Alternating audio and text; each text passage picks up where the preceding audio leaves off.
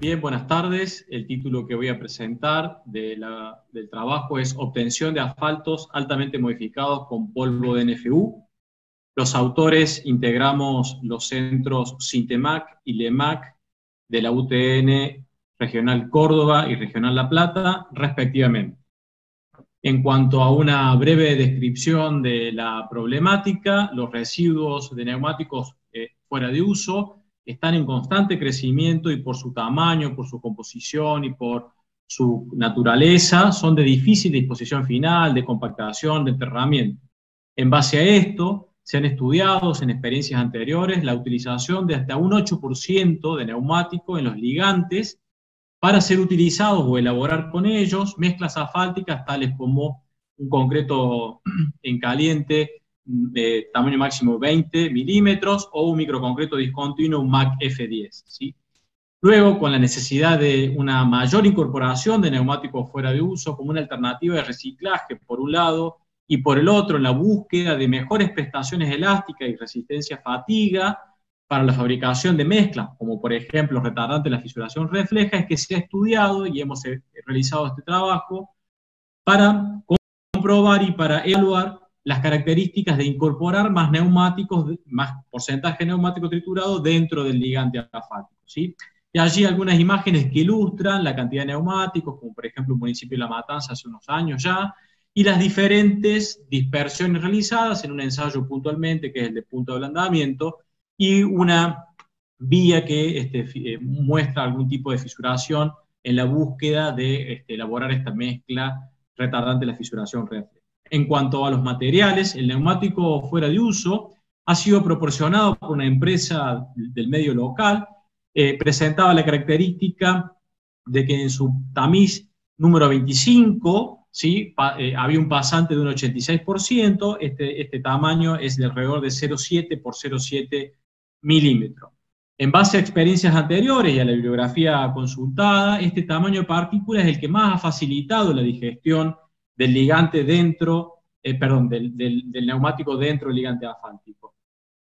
Se ha recomendado una granulometría continua en su utilización y se puede observar en la imagen que está en la parte inferior central que esta granulometría del material del neumático es continuo y se ajusta a los entornos aproximadamente granulométricos del manual de caucho, de empleo de caucho del CEDEX, que es un manual español.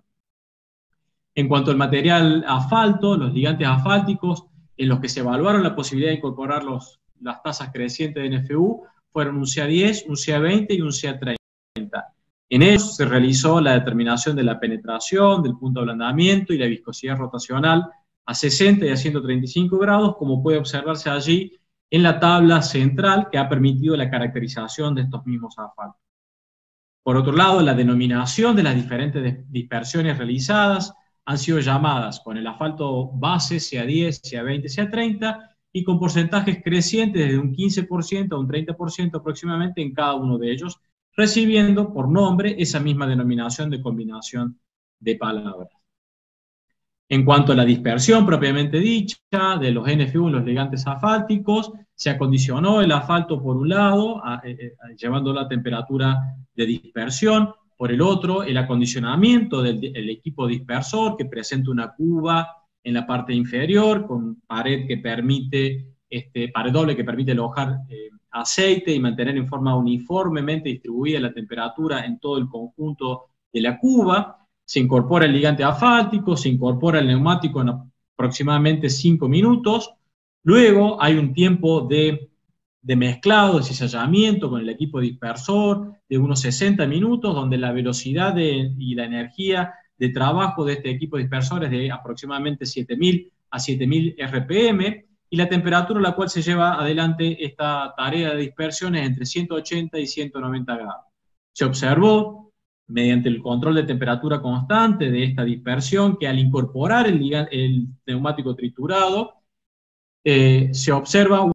una disminución de la temperatura, lo cual hay unos minutos al inicio del proceso de dispersión donde se debe esperar para que se acondicione y se llegue a la temperatura de trabajo. Una vez realizada este trabajo de dispersión en cada una de estas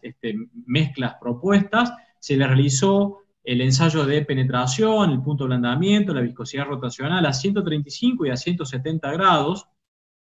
como puede verse en la tabla a la derecha, que ha permitido valorar cada uno de estos ensayos, cada una de estas características, y que va a ser utilizado a la hora de compararlo con las especificaciones de la bibliografía consultada. Por otro lado, en la tabla inferior se muestra las experiencias anteriores donde se ha trabajado con un CA20 y se le ha incorporado hasta un 8% de NFU. Esto lo que permite observar son algunas diferencias en cuanto, obviamente, a estos ensayos de penetración, punto de ablandamiento y viscosidades, pero en una siguiente diapositiva vamos a hacer un comentario respecto a este ligante de experiencias anteriores. En cuanto a las especificaciones mencionadas, la que se ha estado con la que se ha estado trabajando es la guía para la fabricación y puesta en obra de mezclas bituminosas con polvo de neumático fuera de uso, denominada Cygnus. Es una especificación española donde clasifica los betunes mejorados como BC, donde se le incorpora entre un 8 y un 12% de NFU, los betunes modificados, los PMBC, los polímeros virgen, y a los cuales también se le incorpora entre un 12 y un 15% de NFU, y los betunes modificados de alta viscosidad, los BMABC, en los cuales se le incorpora entre un 15 y un 22% de NFU. Respecto a la tabla que mencionaba recién, con este ligante CA20, del cual se incorporó un 8%, de acuerdo a esta especificación y de acuerdo a los valores obtenidos en aquel entonces, podría ser establecido como un betún mejorado. Ahora, en este trabajo, lo que se ha propuesto es alcanzar los BMABC, los betunes modificados de alta viscosidad, ¿sí? Y la especificación Cygnus establece, como estamos viendo allí la tabla, los tres subtipos, el BMABC1, el BMABC2 y el BMABC3, ¿sí? Donde establece rangos de penetración, punto de ablandamiento y viscosidades a diferentes temperaturas, entre otros ensayos que están allí. Asimismo, especifica que el BMABC1 se establece como un asfalto que puede ser utilizado para la fabricación de una mezcla antirreflejo de fisura. Pues entonces eso es lo que se ha estado tratando de desarrollar en la búsqueda de este BMABC1. Por otro lado, en la parte inferior se puede observar una tabla donde se muestra los BMABC, los tres subtipos, 1, 2 y 3, y los asfaltos modificados AM2 y AM3, ¿sí? Y se observa que los BMABC1, 2 y 3 presentan para la penetración y el punto de ablandamiento valores un tanto más rigurosos que los AM2 y AM3, que suelen ser los asfaltos modificados recomendados para la elaboración de estas mezclas antirreflejo de fisura. Una vez obtenido todos los resultados de las diferentes dispersiones de penetración, punto de ablandamiento y viscosidades, se volcaron para construir estos gráficos, donde tenemos todas las dispersiones con los asfaltos CA10, CA20 y CA30, y se establecieron los rangos para el BMABC1, 2 y 3, para de alguna manera en forma gráfica encuadrar y buscar cuál de todas estas dispersiones era la que permitía obtener este BMABC1, que era lo que la especificación recomendaba para una mezcla antirreflejo de fisura. Entonces puede observarse allí que el grupo de los CA30 son los que cumplen con el rango de los BMABC1, ¿sí? Entre 15 y 30 décimas de milímetro. En cuanto al punto de ablandamiento, el CA30 con el 24 y el 30%, los dos últimos de la parte inferior en color verde, son los que cumplen con este requisito de 75 grados o más para el punto de ablandamiento. En cuanto a las viscosidades, a 135 grados para el BMABC1 no establece una especificación, pero sí lo hace para la viscosidad de 170 grados, ¿sí? Donde muestra que tiene que ser mayor a 2000 milipascal segundo. Y para ir cerrando la presentación, en cuanto a las conclusiones, se puede mencionar que los parámetros evaluados han permitido observar las modificaciones generadas en los diferentes ligantes al incrementar la tasa de NFU, y que la modificación generada al aumentar la tasa de NFU incorporado en el entorno del 2 al 3% no mostraban cambios significativos en los resultados de los ensayos realizados. El análisis y la valoración de las distintas combinaciones planteadas y realizadas han permitido hallar cuál de ellas logra alcanzar los requerimientos de la especificación de la bibliografía adoptada, que era esta Cygnus que mencionaba anteriormente, y que la cantidad de caucho a incorporar se ha definido en un 24% en un asfalto base clasificado como un CA30, esto para la obtención de un ligante modificado de alta viscosidad. Esto surgió de este análisis de la tensión entre lograr la penetración en el entorno del 15 a 30 décimas de milímetro, un punto de ablandamiento mayor a 75 grados, y la viscosidad a 170 grados mayor a 2000 milipascal segundo, ¿sí? Siempre con la finalidad de lograr un asfalto de alta viscosidad recomendado para las mezclas de antirreflejo de fisura. Con estos resultados obtenidos es posible esperar que la combinación esta mencionada, el CA30 con el 24%, presente en su comportamiento reológico un módulo complejo de corte y un ángulo de fase delta que permita mejores características elásticas y resistencia a fatigas en las mezclas elaboradas con dicho asfalto, que es lo que les mencionaba en cuanto a lograr con estos asfaltos una mezcla antirreflejo de fisura. Bien, esto es todo, muchas gracias. Allí dejo mi correo por algunas consultas y lo que les mencionaba al principio, los logos de los diferentes centros en los cuales se ha desarrollado este trabajo.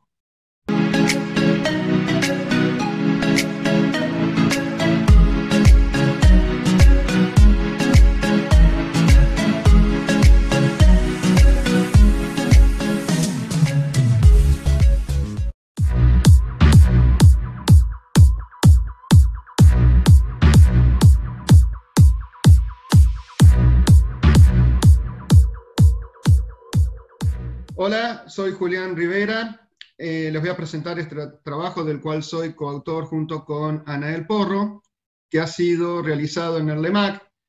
que es el Centro de Investigaciones Viales de Doble Dependencia que tiene la Universidad Tecnológica Nacional, Facultad Regional La Plata, y la Comisión de Investigaciones Científicas de la provincia de Buenos Aires.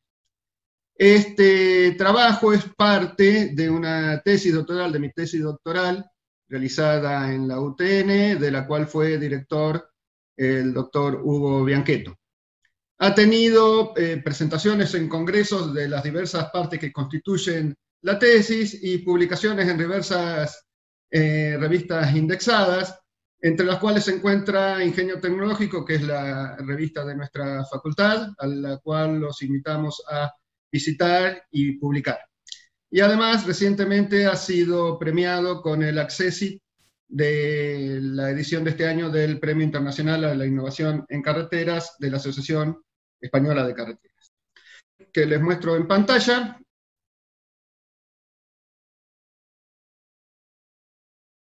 Y trata sobre lo siguiente: cuando se deteriora la superficie de un pavimento flexible, ante ciertos tipos de deterioros,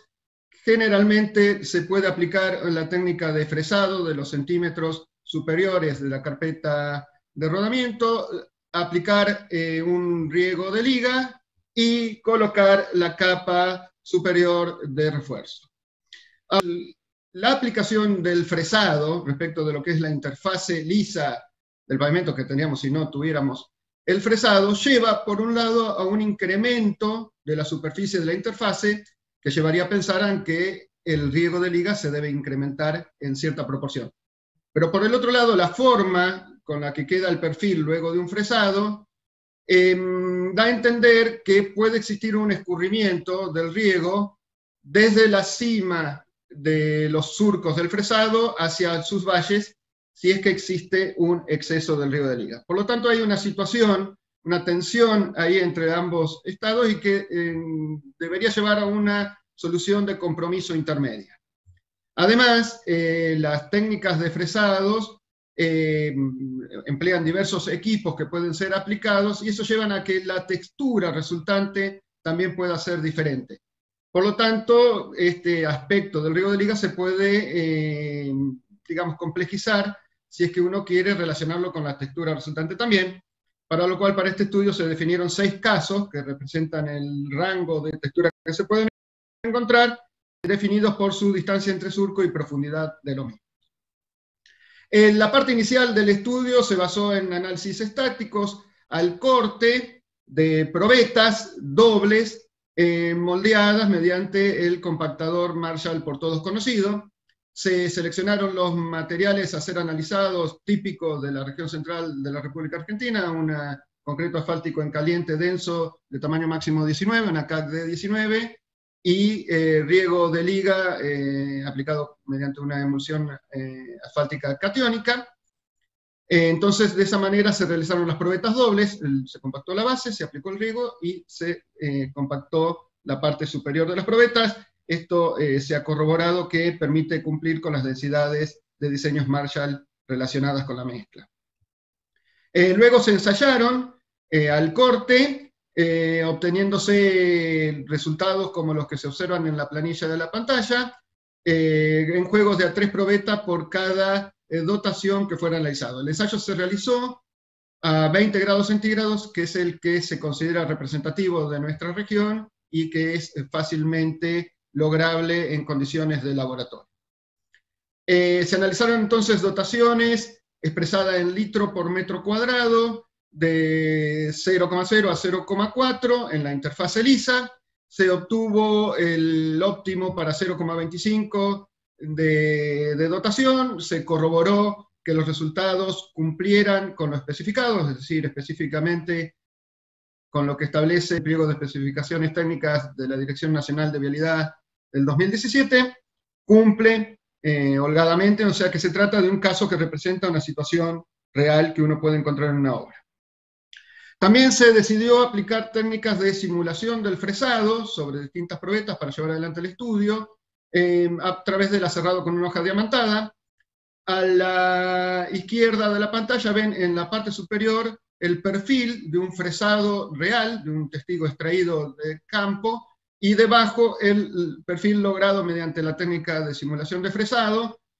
Ambas imágenes están a misma escala, y se observa que hay una similitud lograda mediante esa técnica, lo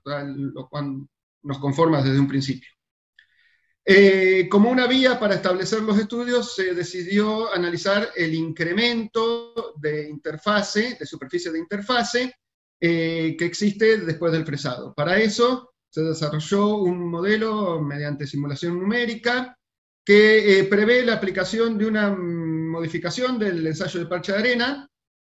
mediante un volumen de 40 centímetros cúbicos. Se hicieron todos los análisis correspondientes y se llegó al modelo que se ve en pantalla, que relaciona el diámetro del parche de arena que se obtendría con esos 40 centímetros cúbicos de arena con el coeficiente de incremento de área que se tendría en la interfase. Ahora bien, se aplicó ese incremento del riego en proporción a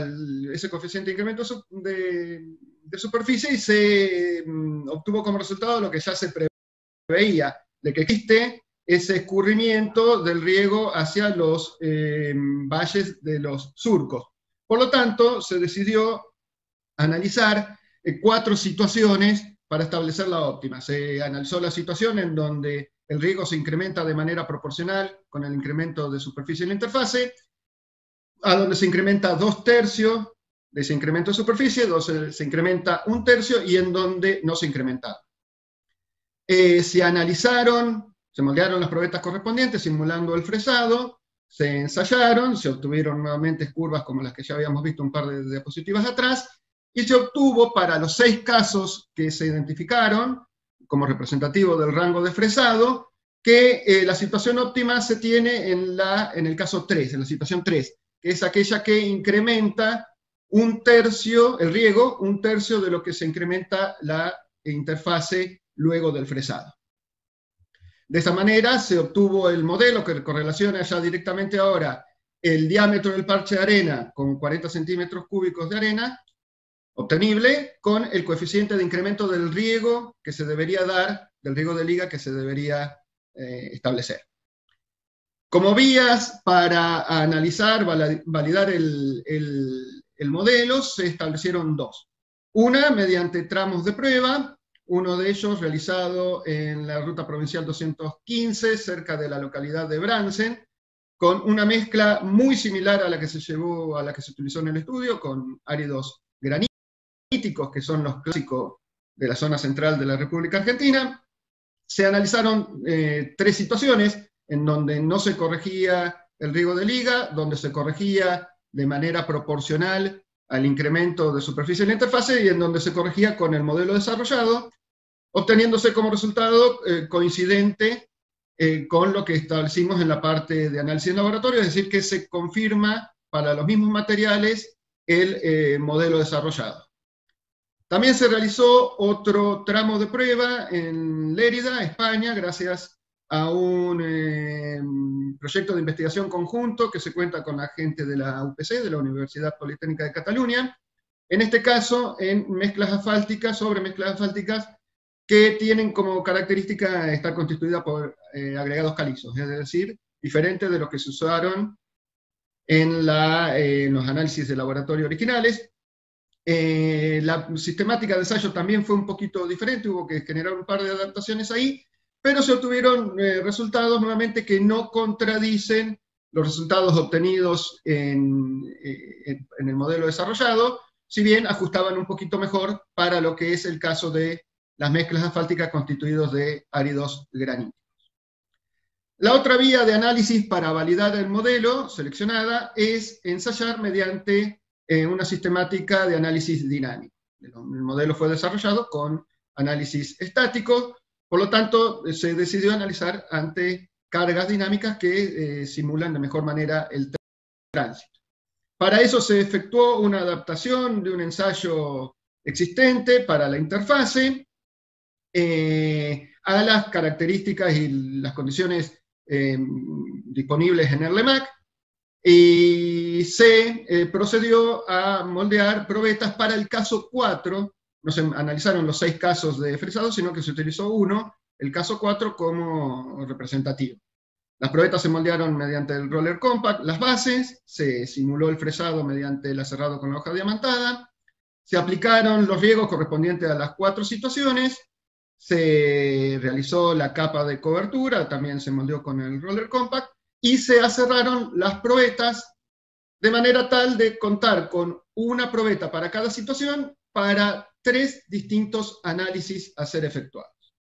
El primer análisis, la primera serie de ensayos, se realizó a 20 grados centígrados, con una frecuencia de carga de 1 Hz, es decir, un ciclo de carga por segundo.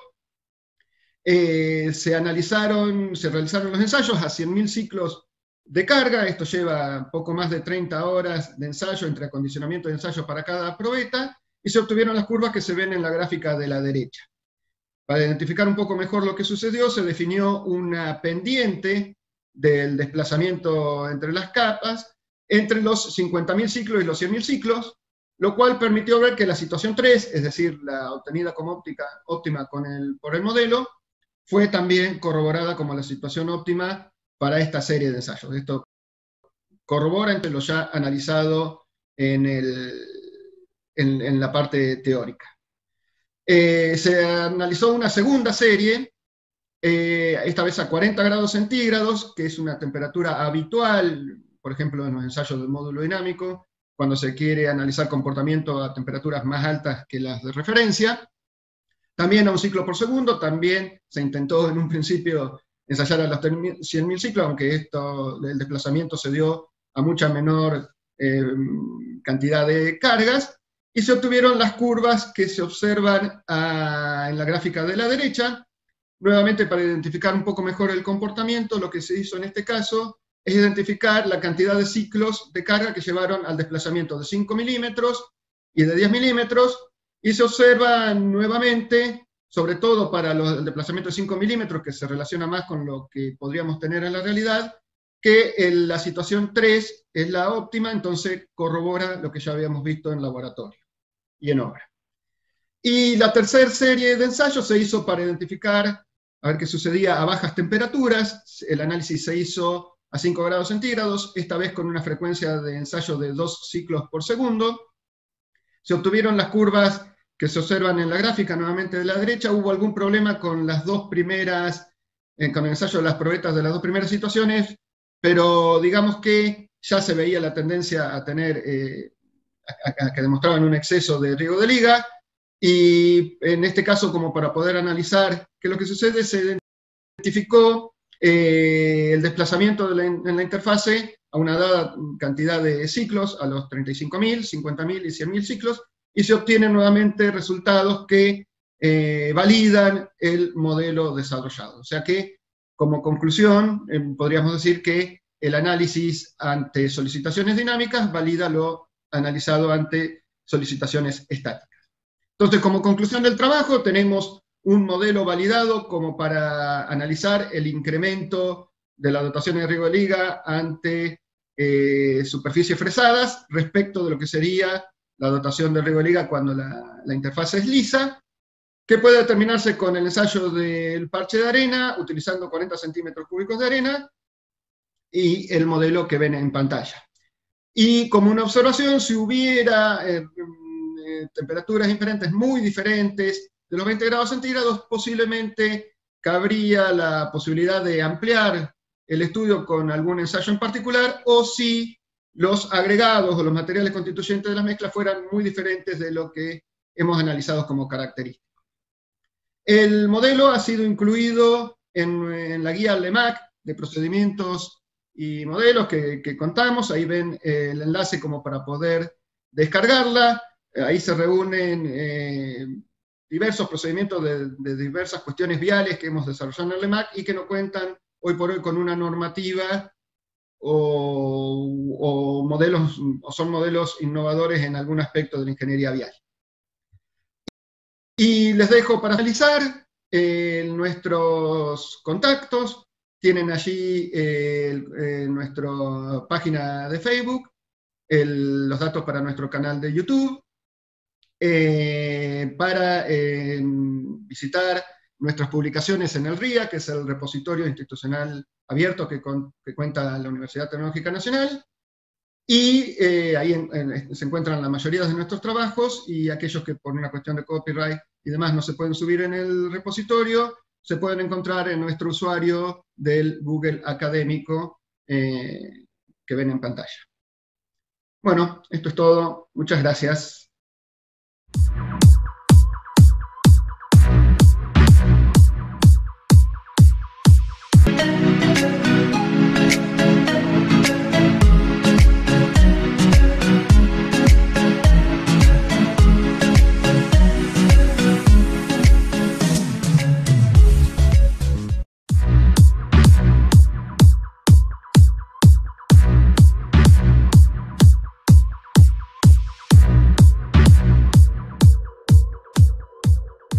Hola a todos, el trabajo que les vamos a presentar es el comportamiento de los materiales frente a cargas térmicas,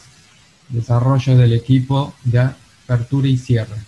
Los autores son quien les habla, el doctor ingeniero Héctor Luis del Bono y el ingeniero Enrique Alberto Fense. A modo de resumen, hemos desarrollado el equipo dinámico de apertura y cierre de fisura, buscando mensurar la propagación de las fisuras reflejas en un sistema compuesto, en donde se interponen materiales geosintéticos utilizados ampliamente en la rehabilitación de pavimentos, simulando la acción de tracción y contracción que manifiesta una junta o fisura en el pavimento como consecuencia de los cambios de temperatura, cuando se encuentran en servicio, con un desplazamiento impuesto a una velocidad estipulada y con medición de carga. Hemos confeccionado probetas con diferentes bases prefisuradas, mezcla asfáltica y hormigón,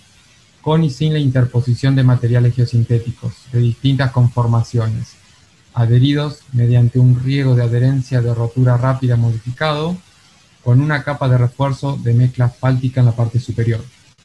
a modo de establecer así comparativamente el desempeño de los materiales mediante la mensura en el momento en que aparece la fisura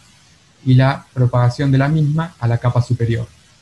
El equipo está desarrollado, logrando aplicar la carga dinámica de apertura y cierre de fisura, realizando así las primeras experiencias.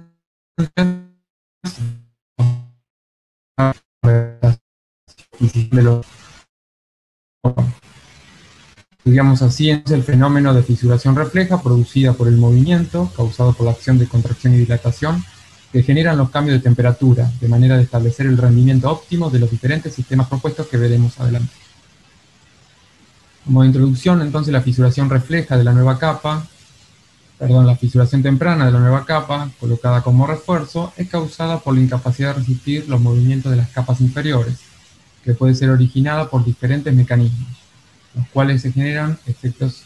severos que originan tensiones de tracción en la fibra inferior, o corte en la capa de refuerzo que pueden ser elevadas, causando el surgimiento de la fisura en la capa de refuerzo y su posterior propagación a la superficie. Esta línea de investigación la venimos desarrollando hace tiempo en el LEMAC, en el Centro de Investigaciones Viales de la UTN Facultad Regional La Plata, es un centro asociado a la SIC, y hemos valorado la propagación de fisuras y adherencia entre capas en varios sistemas de rehabilitación de pavimentos. Con este equipo lo que buscamos ahora es centrarnos en el caso de la fisuración refleja debido a las cargas térmicas que imponen las diferencias de temperatura, simulando así las mismas a través de esfuerzos de tracción y compresión. Para el desarrollo del trabajo hemos seleccionado una mezcla fáltica del tipo CAC D19, tanto para la base como para el refuerzo. La hemos caracterizado según el ensayo Marshall, realizándose bajo la norma IRAN 6845, y hemos tomado los límites fijados por el pliego de especificaciones técnicas de la Dirección Nacional de Vialidad del 2017. Esto lo presentamos ahí en la tabla 1, los valores y sus exigencias. Y también para una base de hormigón hemos determinado en laboratorio un hormigón representativo a lo que sería un H30, y ahí dejamos en la tabla 2 los parámetros que hemos utilizado para dosificar este hormigón en la investigación. Como materiales geosintéticos interpuestos como sistemas antifisuras hemos seleccionado 3 de distintas conformaciones. En este caso es el FMPP y FMPPA. Estos son nombres, digamos, resumidos de su parte comercial. Es un geocompuesto conformado por un geotextil tejido en polipropileno adosado sobre una membrana asfáltica. El geotextil está, digamos, arriba de la capa superior de la membrana asfáltica, adosado. Después tenemos el RBK-PET, que es un geocompuesto conformado por fibras en poliéster, distribuidas aleatoriamente en la masa de una membrana asfáltica. Y tenemos el HSK-PET y HSK-PBA, que es un geocompuesto conformado por fibras en poliéster o polivinil alcohol, unidas por puntos a un geotextil no tejido en polipropileno.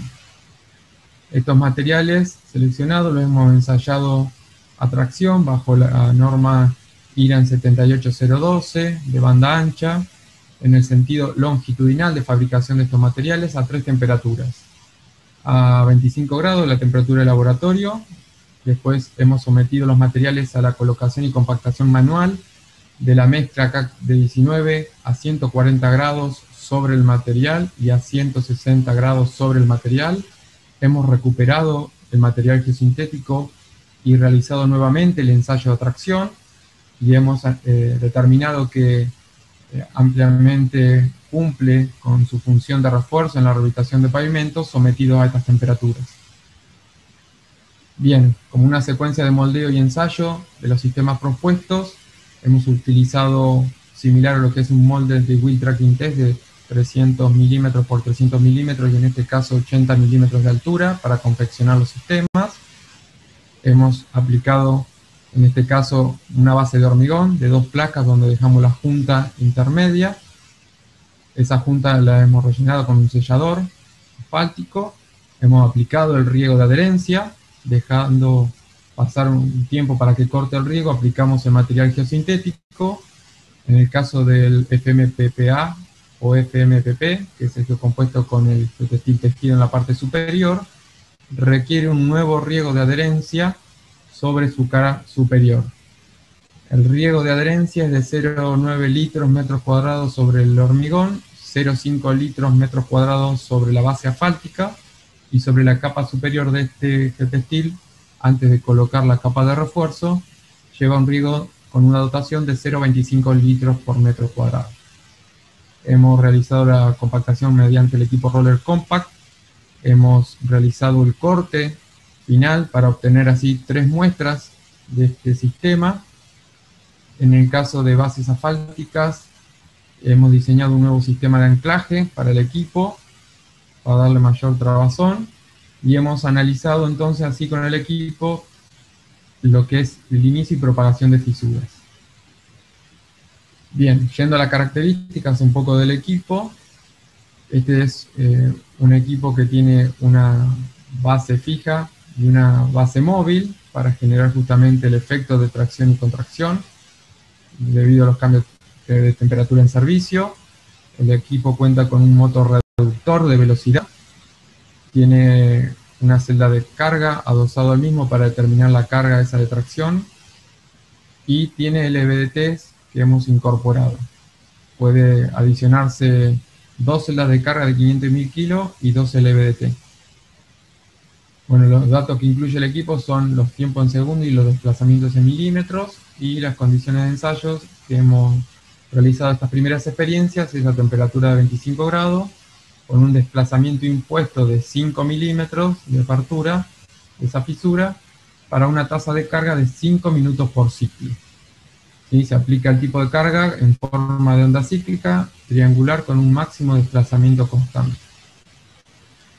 Este es un esquema de lo que realiza el software. Son 2 curvas, una curva carga versus desplazamiento y una curva de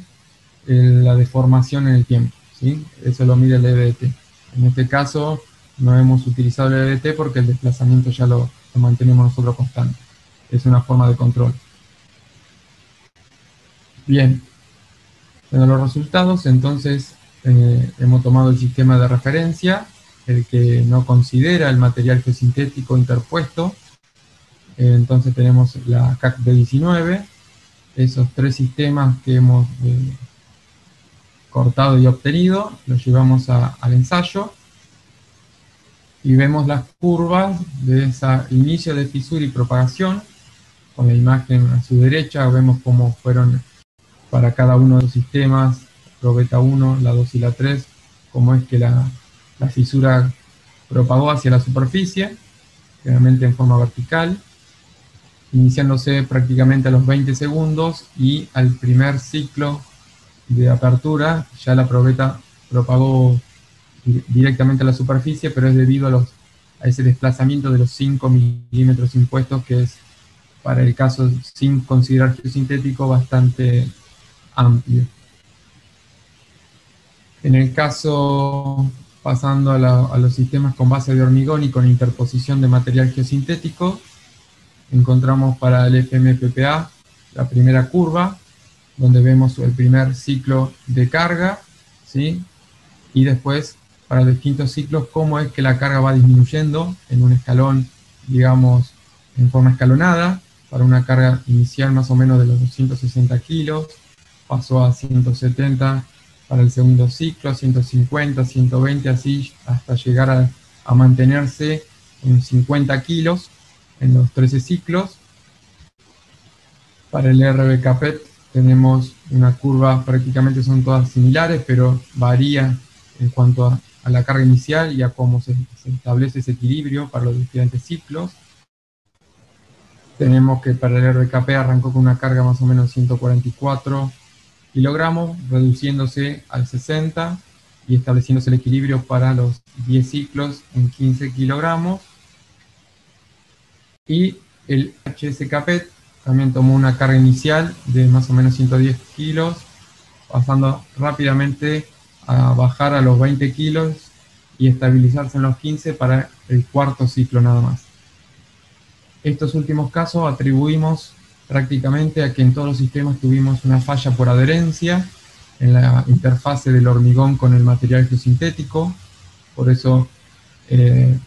tomó una carga inicial elevada y después rompió esa tensión de adherencia y la carga cayó rápidamente.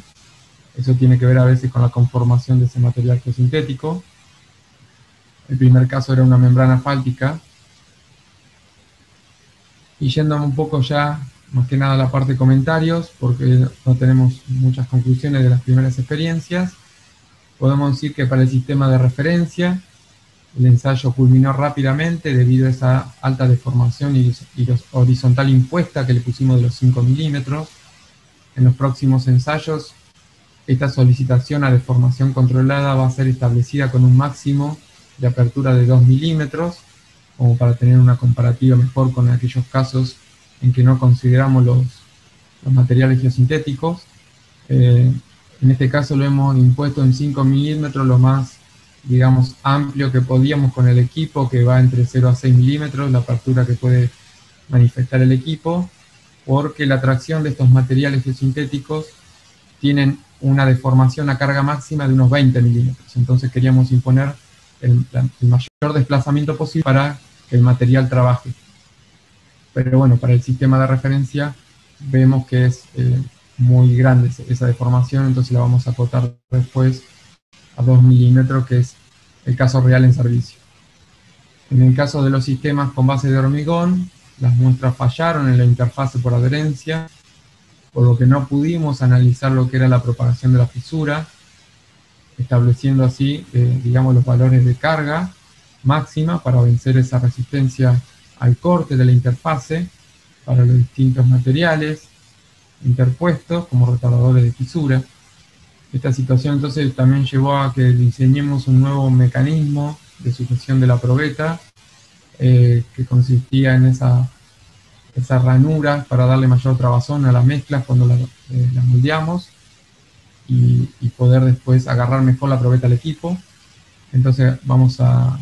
volver a repetir todos estos sistemas para poder volverlos a comparar. Los ensayos fueron ejecutados a una temperatura ambiente de 25 grados de laboratorio.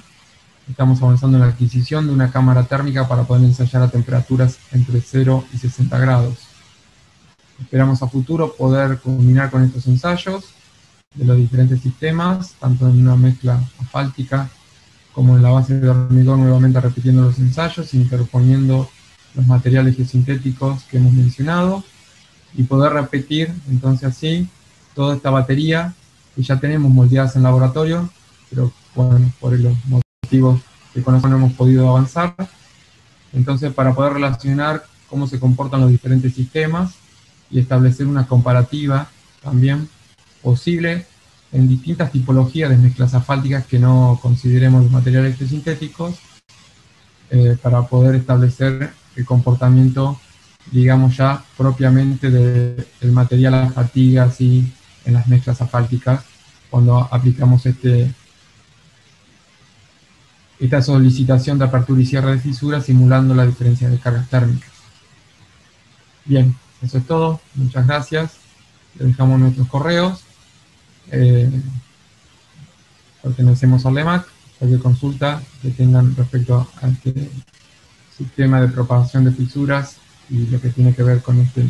mecanismo, nosotros venimos trabajando hace años con diferentes sistemas. Muchas gracias.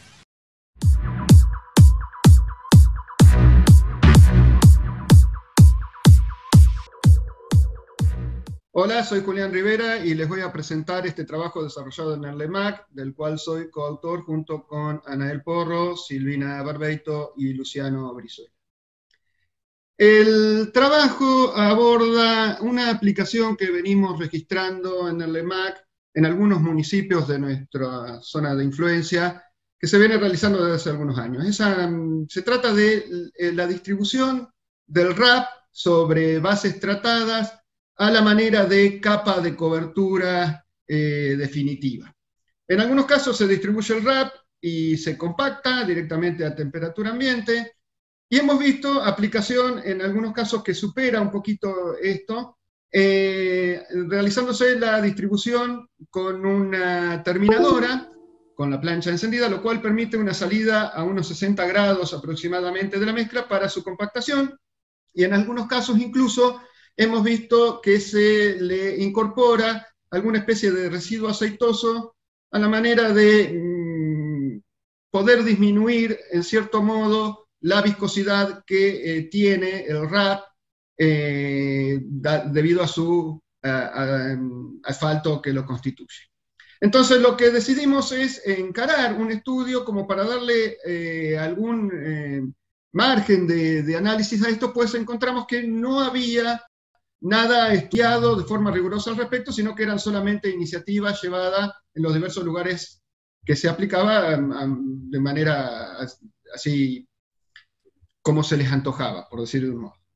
Entonces,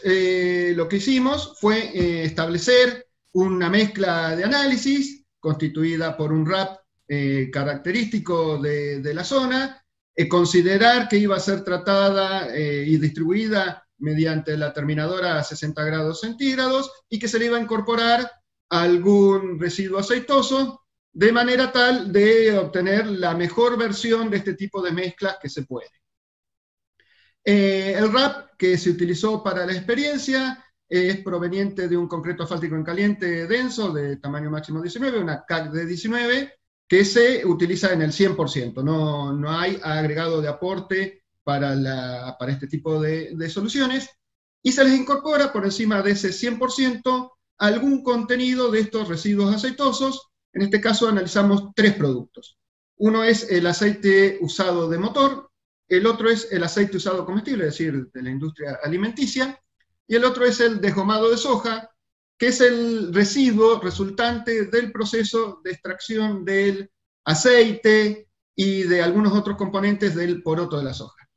que es el residuo que están viendo en la imagen de la pantalla. Como metodología de análisis, lo que se decidió es realizar una caracterización mínima del material, como para poder identificarlo como representativo.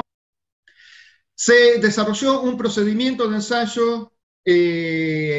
similar, análogo a una modificación del Marshall, pero que tuviera en cuenta las características de curado y temperaturas que les comentaba que tendría este material en obra, es decir, como para poder reproducir en laboratorio de mejor manera posible lo que tenemos en obra, y se decidió efectuar el análisis comparativo, debido a que es un material que se utilizaría en vías de baja relevancia, mediante un análisis con un procedimiento sencillo como es Marshall, un análisis de alternativas mediante lo que establece la guía ASTO 93, con su coeficiente de aporte estructural, basado en la correlación con la estabilidad Marshall. Para eso utilizamos el modelo que se observa en pantalla. Son coeficientes de aporte estructural por pulgada. Se tomó entonces el RAP representativo, se realizó la determinación del contenido de cemento asfáltico que presentaba, en este caso un 4%, es un contenido bajo,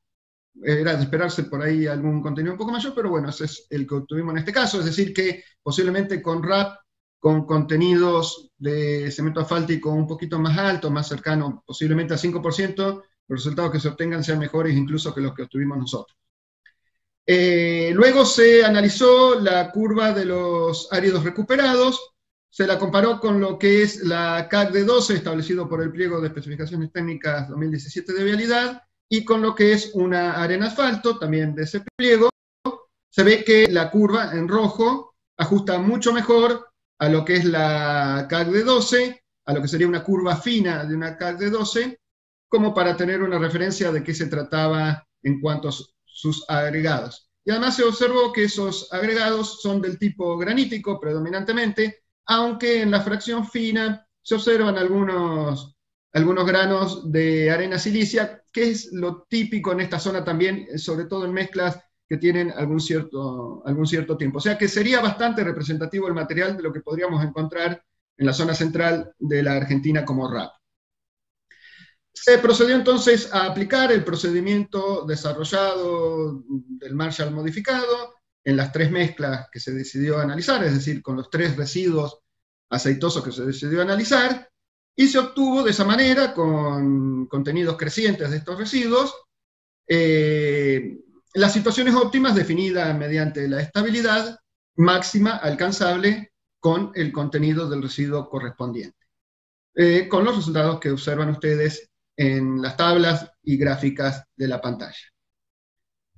Con esos resultados se utilizó el modelo que habíamos decidido emplear para correlación entre la estabilidad y el coeficiente de aporte estructural, y se obtuvieron los coeficientes de aporte estructural que vemos en pantalla, que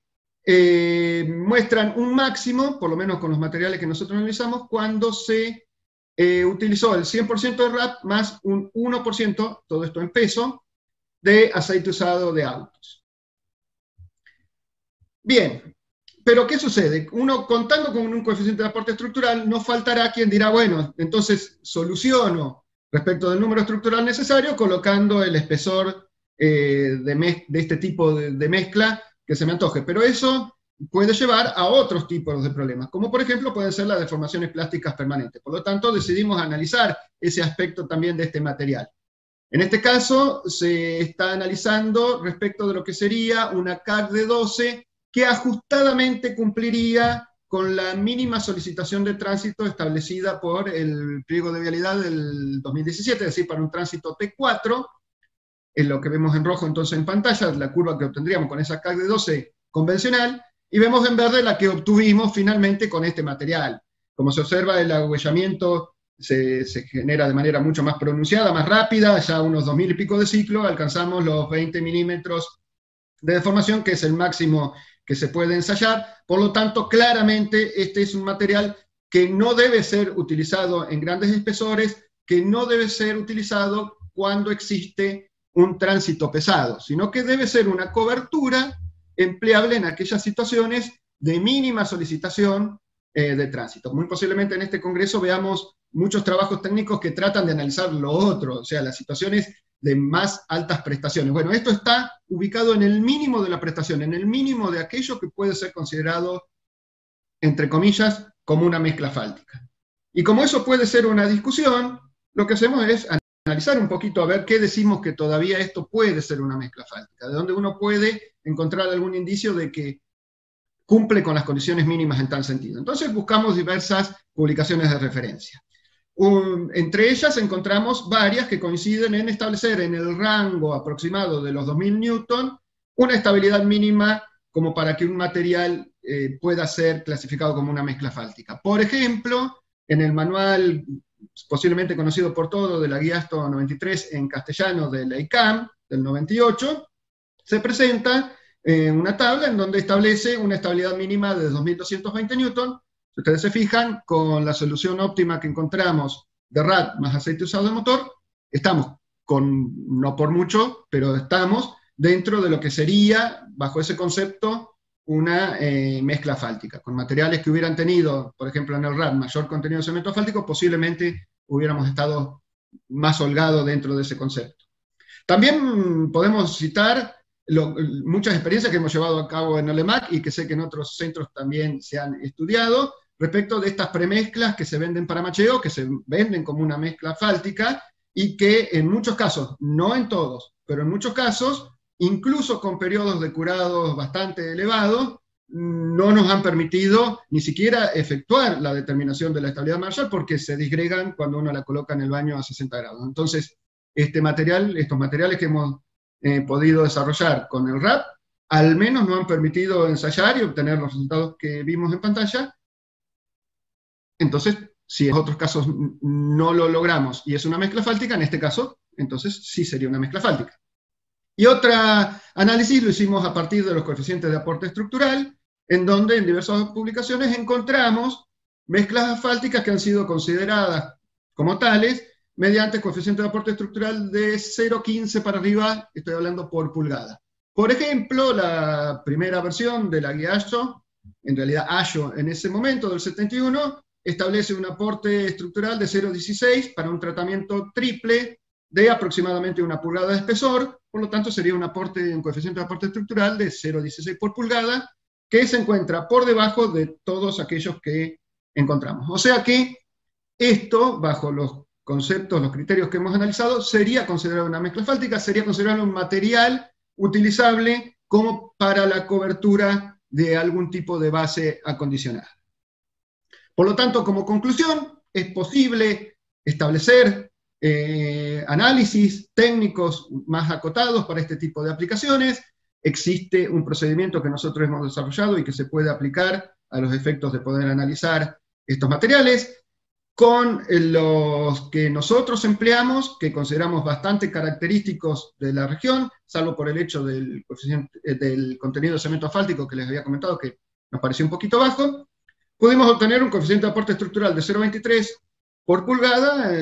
que puede ser utilizado para satisfacer números estructurales, pero cuando se coloquen con espesor bajo. No recomendamos para nada este tipo de soluciones cuando se trate de vías que vayan a tener un tránsito pesado o que se quieran instrumentar para vidas útiles más amplias. Les dejo las direcciones de contacto de LEMAC, nuestra página de Facebook, nuestro canal de YouTube, la dirección de nuestro repositorio institucional abierto, que es el de la Universidad Tecnológica Nacional, en donde pueden encontrar aquellos trabajos descargables que podemos ubicar allí, y también nuestro usuario del Google Académico, en donde también pueden encontrar los vínculos hacia los distintos trabajos que publicamos desde el LEMAC. Bueno, eso es todo. Muchas gracias.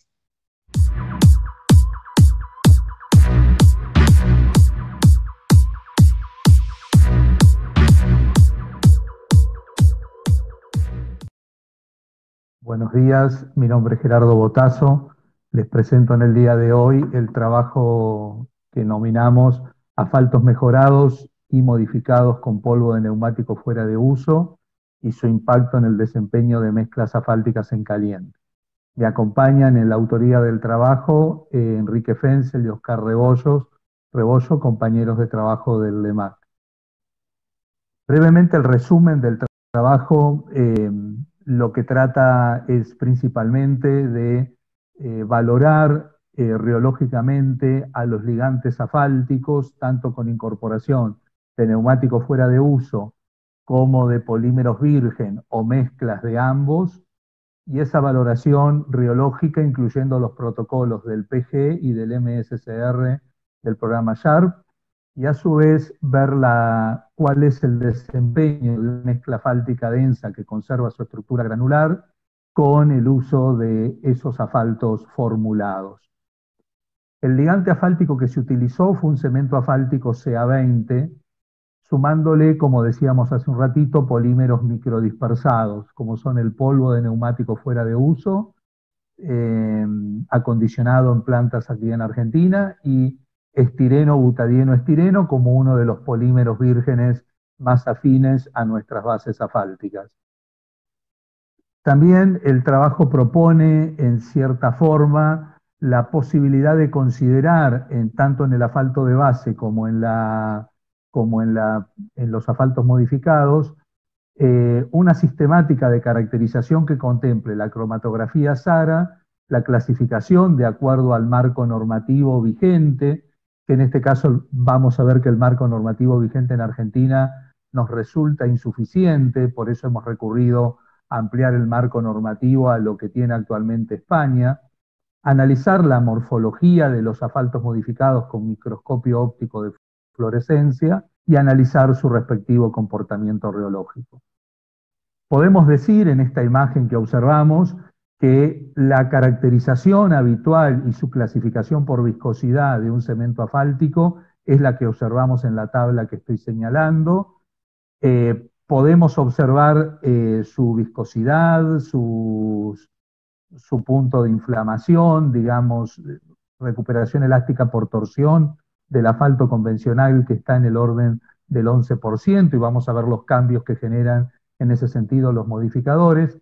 Y por otro lado, un aporte interesante para nosotros es el análisis cromatográfico SARA para observar cuál es la composición y su índice de inestabilidad coloidal, tanto de asfaltenos, saturados, naftenos aromáticos y polares aromáticos, observado tanto en el ligante convencional como en el ligante envejecido, y ponemos los rangos típicos que manejamos en la industria vial en torno a los parámetros esperados. Podemos citar también la clasificación como ligante convencional de su grado PG. Estamos hablando de un ligante asfáltico con un PG 64-22 en su rama alta y rama baja, con el procedimiento descrito en la norma STMD 6373, e ilustramos con alguno de los equipamientos que pudimos hacer esas determinaciones. Los neumáticos fuera de uso, por cierto, son un recurso que muy disponible prácticamente en toda la región, todo el mundo y particularmente en la región latinoamericana, y se considera fuera de uso cuando se los desecha, cuando nosotros los dejamos en las llanteras, en las gomerías, y a partir de ahí la necesidad de darle un tratamiento en diferentes industrias, como puede ser industrias del asfalto, de las membranas o de cogeneración de energía. La caracterización de ese polvo de caucho, y decimos polvo porque tiene que tener una granulometría que la trajimos del marco normativo español, de ahí la combinación que decíamos hoy. Surge de triturar este neumático, retirarle las telas, acá pusimos límites entre el residuo ferroso y el residuo textil, una valoración adecuada de las densidades y por termogravimetría una composición de los distintos tipos de caucho que componen al neumático. Esto para nosotros es fundamental para poder entender la interacción con el asfalto. Por el lado de los polímeros vírgenes utilizamos un estireno butadieno estireno, cuya caracterización y entornos composicionales, la presentación comercial es esta, su caracterización son los valores que observamos en esta tabla. Las formulaciones que vamos a hacer son del CA20 más un 8% de NFU, y vamos a lograr a clasificar a este asfalto como un AC2 de acuerdo a la norma IRAN 6673, o en cuanto al marco normativo europeo con la disposición de fomento 2523 del 2014 como un BC 5070, considerándose un asfalto mejorado con CAU. Por otro lado, siempre que la tasa de NFU sea mayor que la tasa del polímero virgen, puede clasificarse como un asfalto modificado con caucho aquellos asfaltos que en la normativa europea clasifican como PM, en la normativa española, perdón, PMBC 458065, mientras que nosotros no tenemos una clasificación para estos tipos de asfaltos y sugerimos que pudiera llamarse una M3C. Y por otro lado, una clásica dispersión de 3% de SBS, conformando, según la IRAN 6596, un asfalto modificado tipo AM3. De las dispersiones que hemos realizado en este contexto, podemos decir que tenemos que los asfaltos originales clasificaron como CA20, AC2, AM3C y AM3, como habíamos dicho, y aquí podemos ver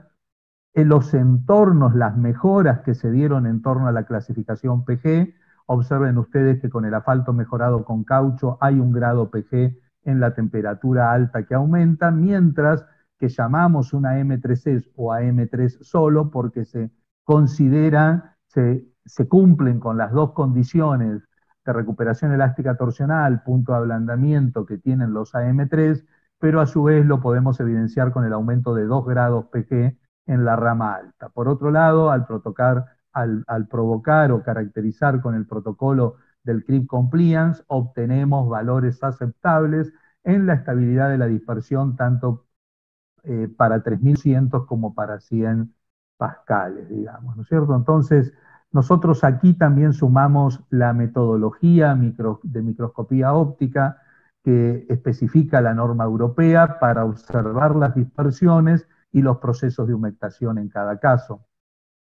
Luego pasamos a conformar una mezcla fáltica densa, esta mezcla fáltica densa realizada con estos tipos de asfalto que acabamos de formular. Aquí se encuentra la curva, aquí se encuentran los valores obtenidos para una misma estructura granular, los valores obtenidos para cada una de esas tipologías de asfalto, pudiéndose observar algunas variaciones en el contenido de asfalto que podemos señalar en este gráfico puntualmente, donde el porcentaje de cemento asfáltico, digamos, es el que ha variado, en el 8% de NFU presenta una mayor dotación, y después tenemos estos entornos de variación, registrándose, como vemos acá en los análisis, unas pequeñas variaciones volumétricas en la conformación de vacíos y vacíos del agregado mineral. Por otro lado, también para valorar los cambios registrados en la adherencia, se decide formular el test de Lodman modificado con su respectivo marco normativo. Aquí podemos observar los valores obtenidos para cada una de esas dispersiones y podemos decir que observamos en general que los valores individuales de las tensiones presentan una dispersión menor del 5%. Por otro lado, la resistencia a reacción indirecta en estado seco muestra un aumento de consideración del 25% en referencia al valor de CA20 de la mezcla moldeada con CA20, con la incorporación del 8% de polvo de NFU, mientras que en estado húmedo se registra un 37% de aumento y registrándose valores de mayor significación cuando hablamos de la M3C o de la M3. Por otro lado, decidimos también hacer las pruebas de agüellamiento mediante el ensayo de Wheel Tracking Test en su procedimiento B de la norma europea 12697, y podemos observar también de una mezcla que originalmente no tenía por qué cumplir los estándares que actualmente tenemos en las especificaciones argentinas para esta mezcla, pero sí como valor relativo observamos la pendiente de agüellamiento, y observamos acá cómo se fue disminuyendo esa pendiente de agüellamiento, cómo fue disminuyendo la profundidad proporcional de huella, la profundidad de la huella y también la profundidad media proporcional que se representan en los gráficos que acabamos de ver. Por lo tanto, podemos decir que la mezcla con aporte de asfalto mejorado con 8% de NFU produce una mejora de significación, siendo apta para los tránsitos T2, T3 y T4, mientras que las dos mezclas, tanto para la M3 como para la M3C, son capaces de soportar todo tipo de tránsito, tanto tránsito T1, T2, T3 y T4. Por otro lado, y como sabemos que existe una correlación entre la resistencia al punzonado y la resistencia a tracción al agüellamiento, lo que hicimos fue en las probetas de agüellamiento extraer los testigos, medir la resistencia al punzonado tanto sobre probetas como sobre los testigos extraídos, y podemos observar en general que la incorporación del 8% de polvo de caucho produce un cambio del 20% con respecto al valor arrojado por el CA20 en esta resistencia en los testigos extraídos, y los impactos del resto de las dispersiones superan al asfalto modificado con NFU, con lo cual también esto guarda relación, como podemos ver en el gráfico, con los valores esperables en el ensayo de Wheel Tracking. Como conclusiones, ¿qué podemos citar? Y a modo de cumplir con el tiempo. En Argentina, los asfaltos con polvo de caucho se consideran clasificados como AC1 y AC2. Esta clasificación resulta ser similar al BC 3550 y al BC 5070 de los betunes mejorados con caucho del marco normativo español. No existe en nuestro país una clasificación de asfaltos modificados que permitan, cuando se cumpla con los estándares de los asfaltos modificados, asignarle una clasificación. De allí que proponemos que se pueda ampliar ese marco normativo con la misma nomenclatura, ampliarlo a la letra C, que evidenciaría la incorporación del polvo de caucho, y que también se puede verificar si tiene o no polvo de caucho, no está en el presente trabajo, pero titulando el zinc que hay en las mezclas, uno puede saber si esa dosificación tiene polvo de caucho.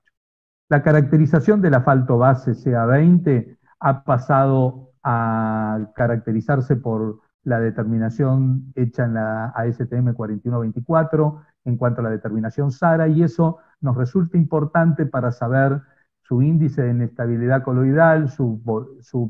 porcentaje de compuestos orgánicos volátiles, y en función de eso saber si es apto para microdispersar polímeros dentro de su seno. Por otro lado, hemos aplicado la verificación del PG tanto al ligante convencional como a los ligantes modificados, y también hemos aplicado para ello, digamos, la posibilidad de valorar que en el asfalto mejorado con polvo de NFU se salta a 1 grado PG, 6 grados centígrados, y en los asfaltos modificados a M3 o a M3C logramos un aumento de 2 grados PG de 12 grados centígrados. Se recomienda realizar la microscopía óptica de fluorescencia para ver la estabilidad de la dispersión, la condición de humectación, y seguir los 4 códigos que la Carta de la Norma Europea permite identificar, permite asignar a esas dispersiones. Por otro lado, hemos incorporado el protocolo del MSR en el reómetro de corte, destinado fundamentalmente a valorar la estabilidad de las dispersiones bajo un esfuerzo de carga y recuperación libre, lo que denominamos creep compliance. Y eso nos ha permitido llegar a la conclusión de que las dispersiones que hemos realizado cumplen con los entornos de la temperatura de diseño seleccionada y los niveles de tránsitos de tránsito esperado.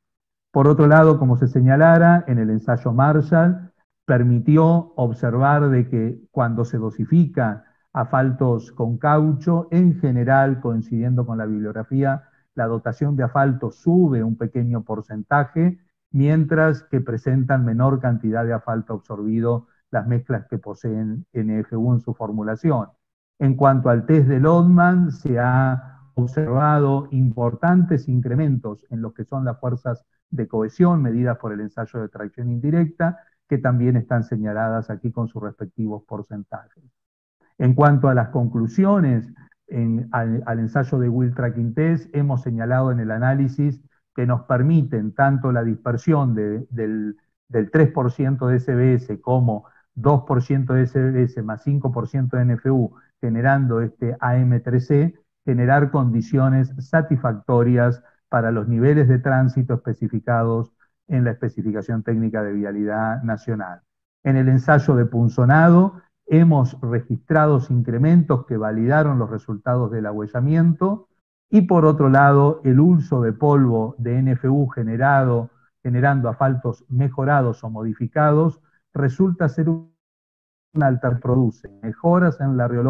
riología del cemento asfáltico y se amplían a beneficios de una mezcla densa con esqueleto estructural constante, que es la que hemos considerado hasta aquí, verificando su mejora en la resistencia al agüellamiento, en la adherencia, en la resistencia al punzonado y en las relaciones volumétricas del ensayo Marshall. Sin más, quiero agradecer la atención. Nuestro centro de referencia es el LEMAG, y acá está el contacto del correo electrónico. Muchas gracias.